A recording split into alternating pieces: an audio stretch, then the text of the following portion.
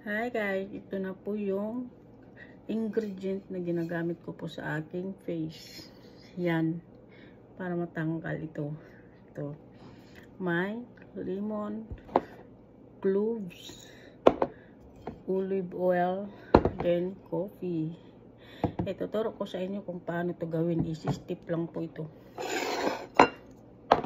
Easy step lang po ito. Basic lang po ito gawin. Madali lang ito mga guys. Try nyo, hindi kayo magmamahay. Effective yan.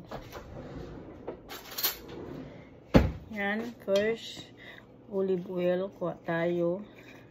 Isang ganito. Ay. Yan.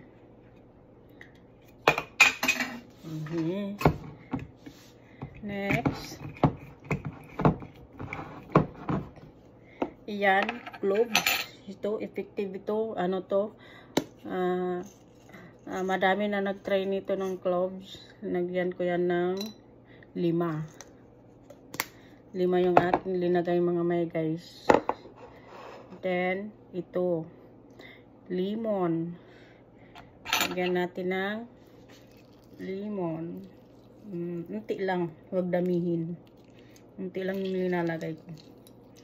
Then, last mga may guys is yung coffee. Lalagyan ko ito ng kalahating kutsara lamang. Yan. Ilagay dito. Then, paghaluin lang po natin ito dito. Halo-halo lang. Halo-halo. Halo-halo lang. Then, ibabad natin ng ilang segundo lang. Makita na natin na parang ano na siya.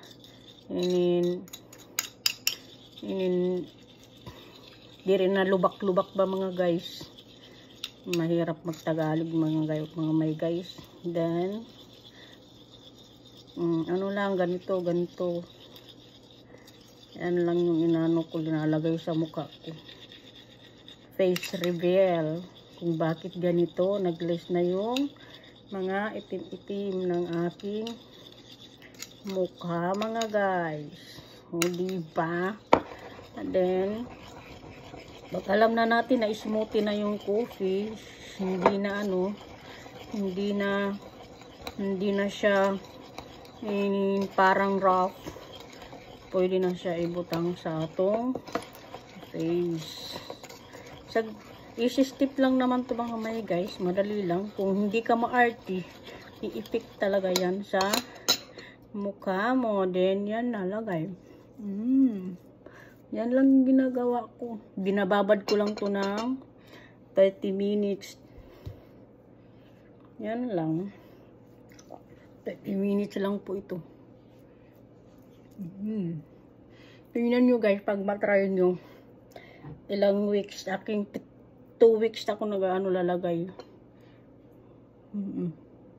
Ano lang siya, effective agad.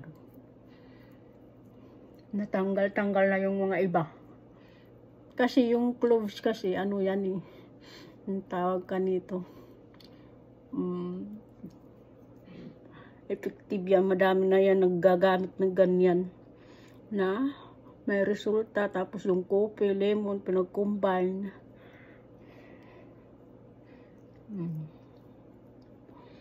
Yan lang, bababad ko lang to.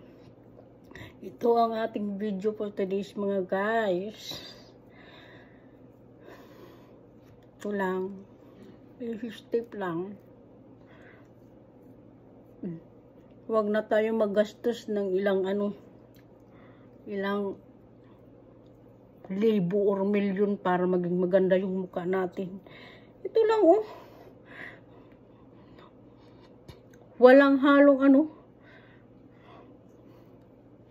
mga kung ano-anong inilalagay. Yan. Tapos linalagyan ko din yung dito ko. Tapos yung paa ko. Tingnan nyo. Yung mga elbow. Yan, linalagyan ko yan. dito. Ngayon, hindi ako maglalagay kasi morning dito. Every morning ako naglalagay.